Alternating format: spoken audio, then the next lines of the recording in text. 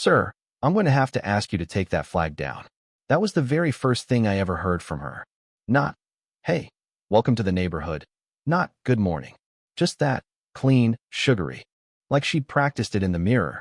I looked up from my coffee mug, squinting at the sunrise over Lake Serenity, just starting to throw gold streaks across the water. Porch smelled like pine and strong coffee, the kind of peace you only get in the middle of nowhere. And there she was, mid-50s, tan like a saddlebag, done up in head-to-toe pastel pink golf gear. Her visor matched her lipstick. Clipboard tucked under one arm like a loaded pistol. "Excuse me," I said, figuring I must have misheard. She flips through her stack of papers. "The flag, Mr. She checks the form, Cole. "It violates our community's aesthetic code. As president of the Lakeside Estates Homeowners Association, I'm giving you a written warning." And she said aesthetic code the way some folks quote scripture. She starts spouting section numbers. Section 12, subarticle C. Flags, banners, or displays that disrupt visual harmony. I took a slow sip. "Ma'am, that's the American flag." She hit me with a smile so tight and bright I could almost hear it squeak. "Oh, we all love the flag, of course. But rules are rules. Uniformity keeps property values high." I couldn't help it. I laughed. "So my porch is tanking your real estate, huh?" She ignored that. "Also, your lawn furniture isn't compliant. Only beige or forest green is allowed. Yours is," she squints, "oak, brown. Now, these are the same chairs my father built 40 years ago. Missed that memo, I guess." She pulls out a form and shoves a pen my way. "You can correct these violations or pay a $500 fine. And you'll need to register as a member of the HOA, 900 annual dues. Here's the paperwork." I didn't take it. "Ma'am, my property isn't part of your HOA." Her voice turned sharp as a switchblade. "Oh, but it is. When you bought this cabin, you agreed to abide by Lakeside's bylaws. It's all right here." She taps the clipboard. "We expect cooperation." I didn't sign any HOA agreement, I said, nice and even. Checked my deed myself. That got her. Tiny crack in her perfect smile. "If you want to make this difficult, I'll file a complaint with code enforcement. They tend to listen when I call." That's when I knew who I was dealing with. There's a tone bullies use, sweet on the outside, wrapped around a threat like barbed wire under a bow. I set my coffee down. "Go ahead, but maybe double-check your paperwork first." Her eyebrows bunched together. "What's that supposed to mean?" "Nothing," I said, and I smiled. She stared, trying to figure if I was bluffing, then scribbled something down. "You'll be hearing from the association, Mr. Cole." "I'm sure I will."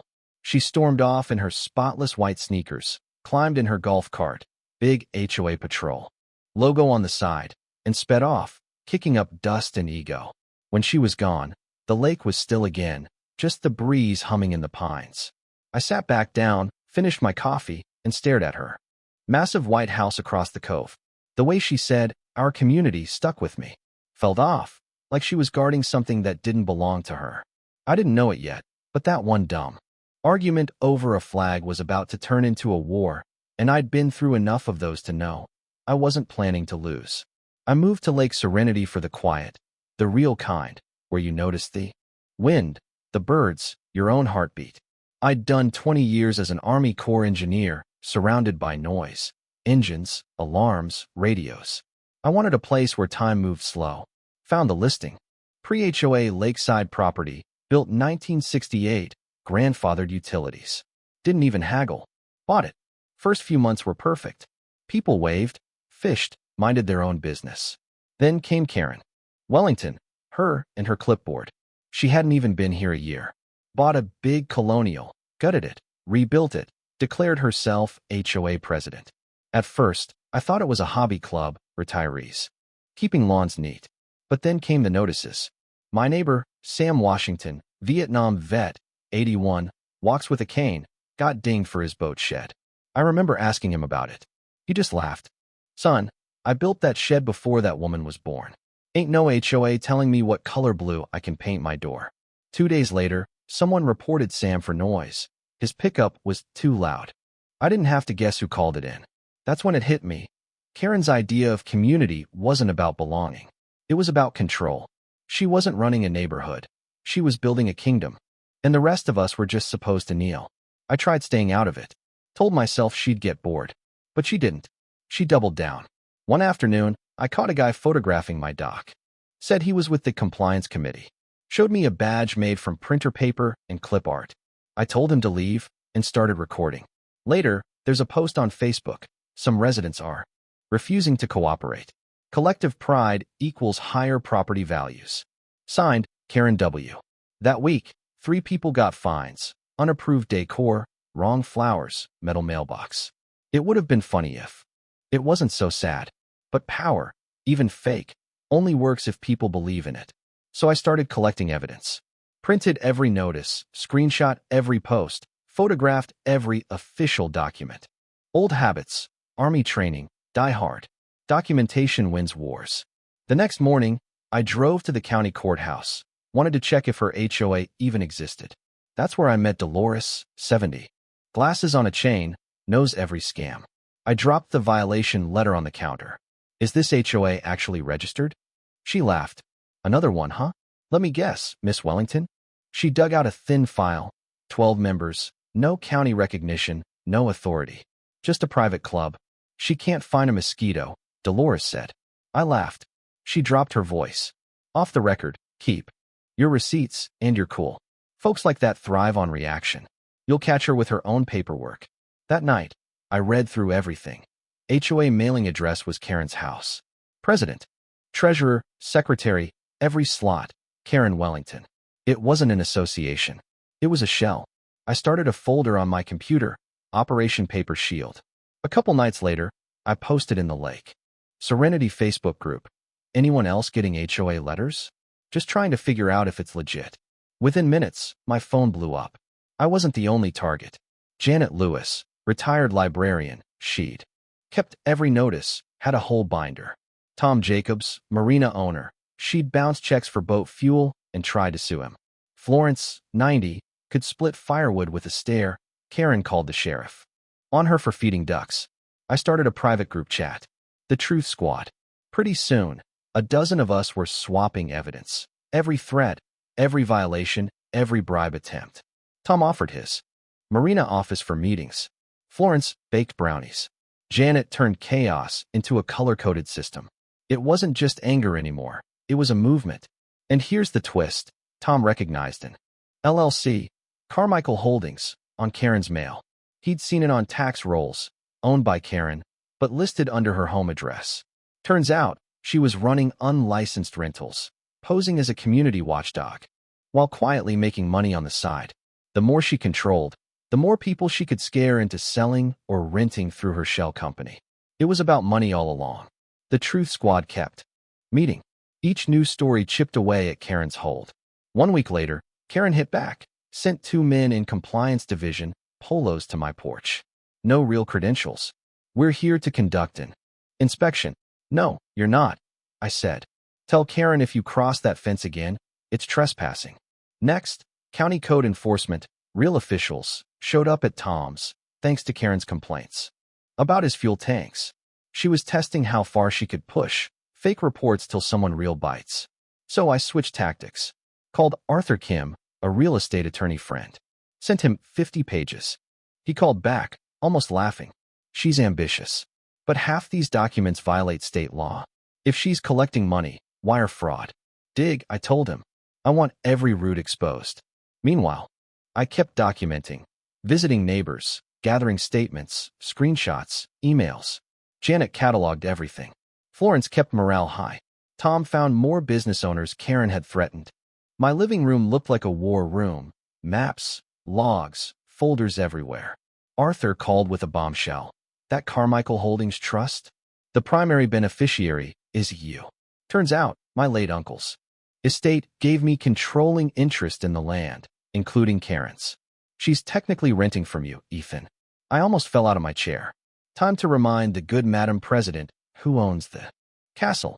Arthur warned, do it by the book. Let me handle the paperwork. At the next HOA board meeting, Karen looked radiant, like a dictator before the fall. She started with, there's been misinformation. I stood up with the official records, showed the whole room. This so-called HOA? 12 members, no charter, all 3 officer positions belong to Karen. She has no authority. The room exploded, murmurs, gasps. I kept going. My property isn't part of your association. Never was. Here's the trust deed, majority owned by me. Karen went pale. You're my landlord? Technically, you've been paying rent to me, I said. The Truth Squad dissolved the HOA right there. Room full of neighbors clapped. Karen stormed out, slamming the door so hard the banner fell. Next day, Tom called.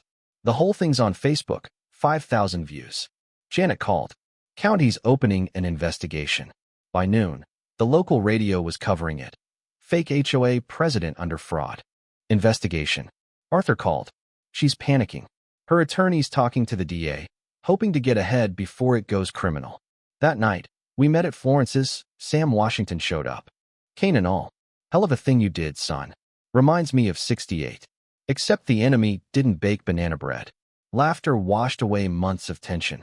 By week's end, the DA opened a fraud case. Karen's house went dark, blinds drawn. Fifth night, I saw her golf cart stop by my mailbox. She sat a long time, then drove away. Next morning, for sale sign on her lawn. Lake Serenity healed. Itself, slow but steady.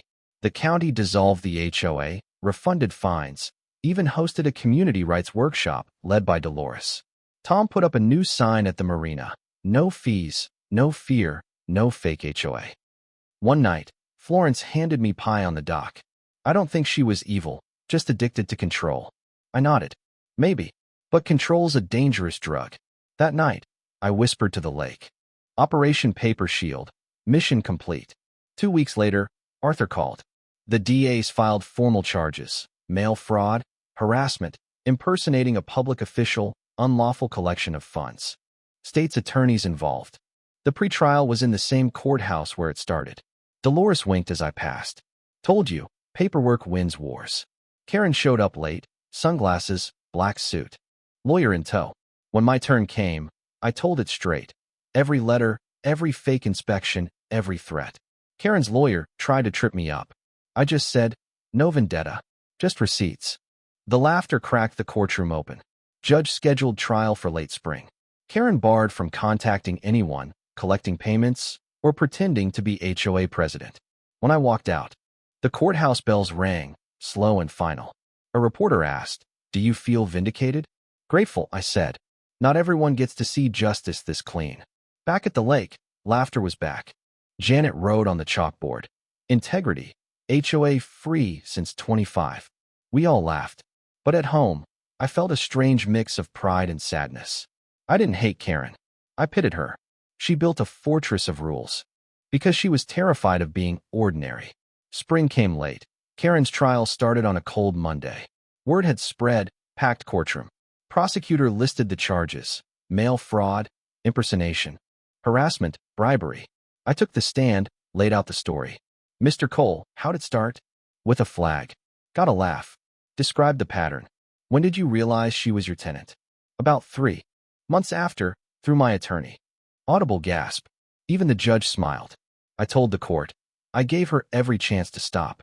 Tried to handle it quiet. She doubled down. Florence testified. Then Janet with her color-coded binder. Then Tom. Karen took the stand, voice brittle. I was just trying to help. People let things go to ruin. I thought if someone didn't take charge, the prosecutor asked, did that give you the right to impersonate a governing body and extort your neighbors? She didn't answer. Jury was out 2 hours, guilty on all counts. The judge's gavel fell. Karen was remanded to custody. As deputies led her away, she looked at me, not with hate, but relief, like the storm she started was finally over for her too. Outside, the sun spilled across the courthouse steps. Arthur clapped my shoulder. Justice done. Yeah, justice, maybe a little mercy too. Back at the lake, kids fished off the docks. The flag on my porch fluttered in the breeze. For the first time in a while, Lake Serenity lived up to its name. By summer, the ghost of Karen Wellington was just a memory, like smoke after a fire. A young couple moved into her old house, teachers, both of them. They were nervous, but I told them, you didn't inherit her mess, just her view. The new Lake Serenity Cooperative was honest, small, neighborly. Florence ran meetings with Pi. Tom handled maintenance. Janet ran the budget. And I, well, I kept folks honest without making them feel small.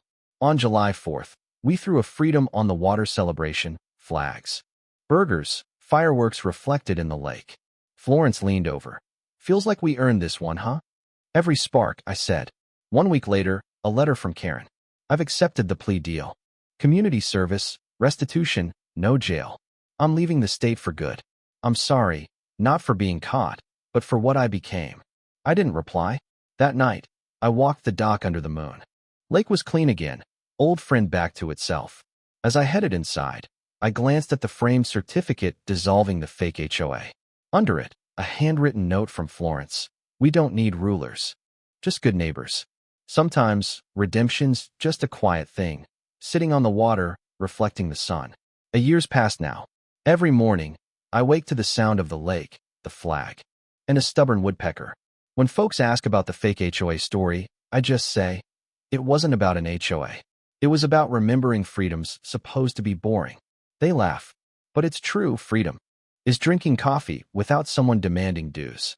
Lake Serenity's changed, cooperatives still running, neighbors fixing docks together, Florence's pie, Tom's retirement, speeches, Janet's ledgers. There's even a memorial bench for those who stood up when silence was easier. Sits right by the marina. Every so often, a new family moves in, asks if the stories are true. I tell them, every word. But the real story's what you do with the truth. My grandfather used to say, never pick a fight you can't end with a handshake. I get it now. Winning isn't about crushing the other side. It's about restoring balance. Making sure the next fool who thinks they can play dictator knows there's a price for it. Stars come out one by one over the lake. I raise my mug and say, here's to good neighbors, honest paper, and sleeping sound. The breeze stirs, carrying summer across the water. And as for Karen Wellington, wherever she landed, I hope she found her own kind of calm. You can't live by the lake and carry grudges. They'll drown you faster than the water ever could. So, own your land, know your laws, and never mistake noise for authority.